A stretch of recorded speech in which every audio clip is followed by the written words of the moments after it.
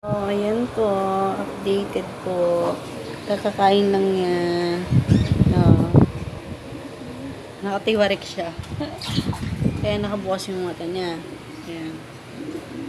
Nakabukas. Ayan. Ay. Bukas yung mata niya. Ayan.